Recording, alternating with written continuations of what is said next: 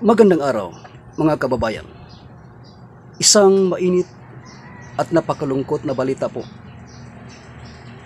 Ito ay patungkol sa isang babae na nagngangalang Rochelle Calle, na di umano'y ginipit at ipapadala daw sa dahig.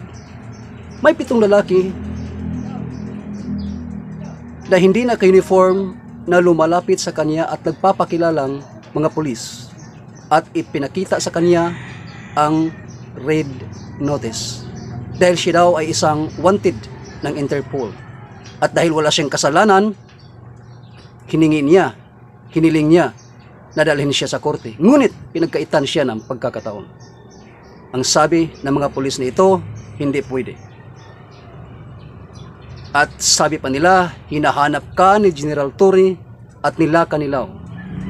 Mga kababayan, ipapakita ko sa inyo ang video ito at sabay-sabay nating panuorin hanggang wakas upang inyong maintindihan at malaman kung anong gobyerno, kung anong klaseng gobyerno na meron tayo ngayon, lalong-lalo na po sa ating mga kapulisan. Ginipit, ipapadala ko sa dahig. Ayun po, pakinggan natin directly from the horse's mouth kung ano nangyari kahapon. Palakpakan natin ang isang maisog na babae, Ate Rochelle Calle.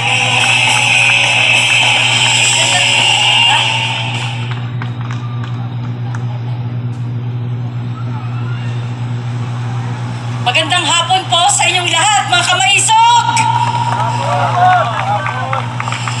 Nandito po ako sa inyong harapan, nagpapakilala bilang ordinaryong tao na ginipit sa panahon ng Pilipinas ay wala nang makapitan. November 21, may 7 lalaki na hindi naka-uniform at nagpapakilalang pulis ang humuli sa akin sa loob ng City Hall ng Makati. At nagpapakita sila ng papel na isang red notice. Ako daw ay wanted ng Interpol.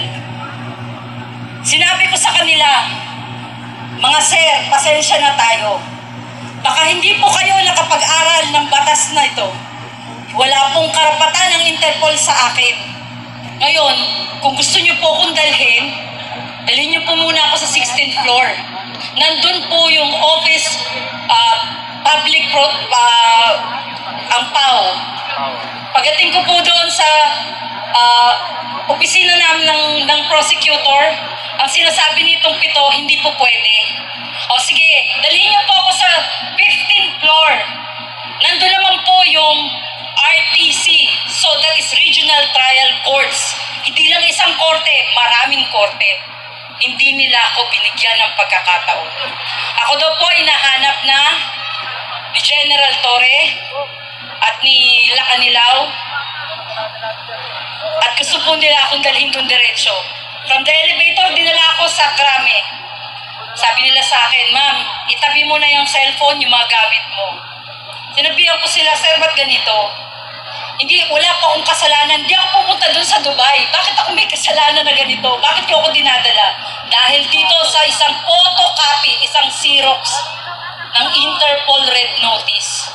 At yung Interpol Red Notice na yan, ay may, kung titignan nyo, ako daw po ay may niloko sa Dubai na isang Arabo at hiningihan ko ng pera pambili ng condominium. Very impossible. Dahil ako po ay hindi pumunta ng Dubai at hindi nang hingi ng pambili ng condominium. At pagdating ko po sa harapan ni General Torre, nagpapalakpakan itong magagaling nating mga pulis. Kasama na po isang Colonel Red at isang Colonel Rosales at si Major Visco at 6 sa kanyang mga tao. Bigyan ka po na magandang posisyon, bigyan, dahil nahuli na daw ako. Sabi ko, wala naman po akong kasalanan dito sa Pilipinas, wala akong warrant of arrest. Bakit ganito? Ikulong daw po ako. Pinabayaan ko silang gawin ng lahat. Dinala nila ako sa opisina ni General Torre at doon ako ay 6 na araw nakikinulong. Tumawag ako kay Attorney Persida Acosta. Humingi ako ng tulong. Sabi ko, attorney, ako po ay naka-illegal detain dito. At sinasabi nila, ako daw po ay kailangang maghintay ng eroplano, either papunta ng Dubai or papunta ng ICC. Lalo na nagkaloko-loko ang mga impacto. Dahil unang-una, wala pong kasalanan sa ICC at hindi ako pupunta ng Dubai. I have no chance. Wala akong pwedeng gawin. Tumahimik ako. Dumating ang dalawang abogado ni Persida Acosta at sinabihan si General Torre, ilalabas nyo si Miss Rochelle or papailan ko kayo ng illegal detention or arbitrary detention. At pagkatapos nun, hindi na nila alam gagawin ni General Torre. Pinatawag na naman niya ako doon sa kanyang lamesa. Kami daw ay mag-agahan. At sa pag-aagahan daw na yon, sabi niya, tutulungan niya ako para mafailan daw kung sino yung nagre-reklamo sa akin. Gumawa sila ng papel na ako ay sumusuko, hindi daw po ako hinuli. Sumuko daw po ako sa kanila at humihingi ng tulong. Diba? Anong kalokohan yan? Hindi ganun ang nangyari. Ganyan kayo kagaling gumawa ng kwento. Ano to? Ako nga na ganito, babae, binitbit nyo ng ganun lang. Kailan ako nag-alsa ng galit? Nung nakikita ko lalo na si Tatay Digong ay binibit-bit nila nang hirap na maglakad yung matanda. Ako nga, nakaya ko pa sanang tumayo ng matinan. Ginanon nila, babae. Si Tatay Digong matanda. Ibig sabihin, guys, pati kayo, kaya nilang gawin araw-araw. Gagawa nila kayo ng mali. Gagawan kayo ng kalukuhan na kwentong kutsero na mga fake na kaso at bibit-bitin kayo at dadaling kayo doon sa Hague. Hindi ba nakaka-alarma na itong sitwasyon natin? Wala akong magawa kundi paglaban ang nararamdaman ko bilang Pilipino kasi puta na yung gobyerno ito!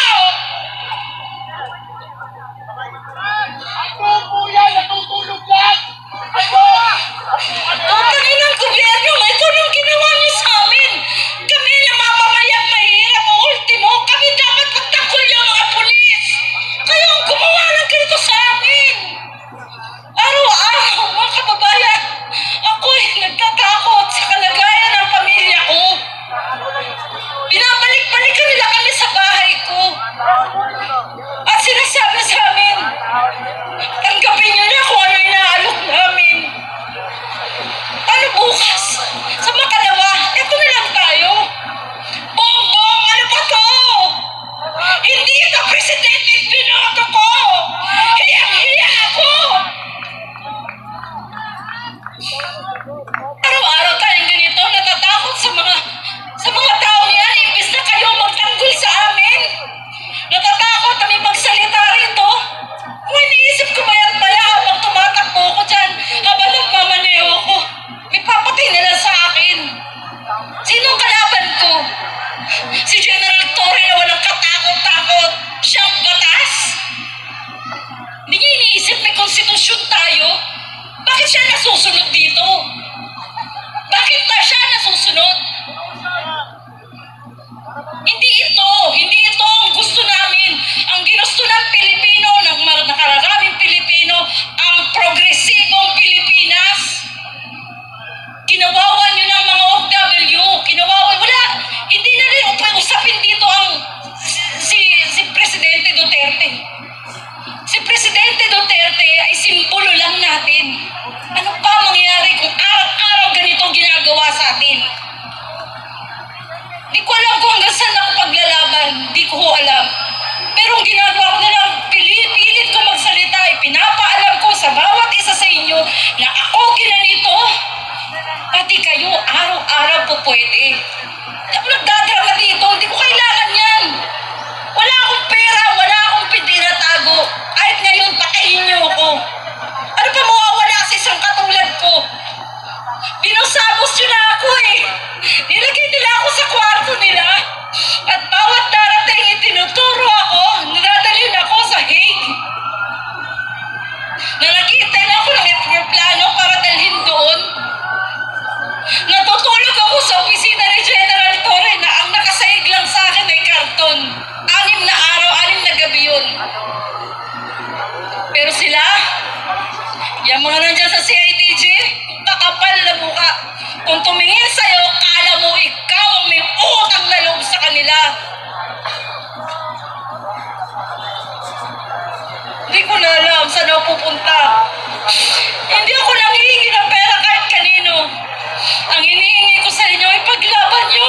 Pilipino ninyo. Wala na tayong pag-asa. Ayokong mawala ng pag-asa ang mga anak ko. Ayokong mawalan kayo ng pag-asa. Lumaban tayo. Ipaglaban natin ang kasarinlan natin na pinaglaban ng mga Pilipino noon.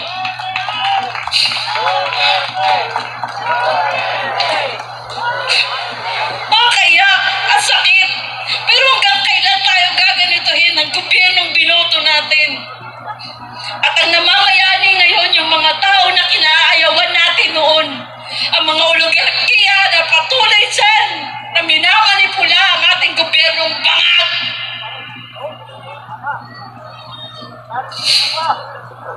Alam niyo mga kababayan, masakit. Pero wala na tayong magagawa. Kailangan na natin magsalita, magsalita, magsalita. At sa pagdating ng eleksyon na to, pilitin ninyo ipasok ang Duterte natin. Ito na lang pag-asa para makaabot si Sara. Ilaban natin ang Duterte. Tawag nyo na.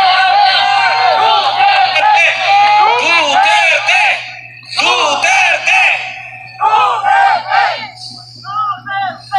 Hindi ko na alam mo. Hanggang sana ako makikita niyong tumatayo. Lahat ng TV news doon, gusto kong kausapin. Pumunta ako sa mga station, eto ko. Pero walang umiintindi sa akin noon. Maliban sa mga vlogger. Salamat sa inyo. Lalo na kay Kayo. Humingi ako ng pasalamat dahil binigyan nila ako ng pagkakataon na magsalita. At ngayon, eto ko. Humingi sa inyo ng dasal na lang. Hindi ko naman ano yung pera eh.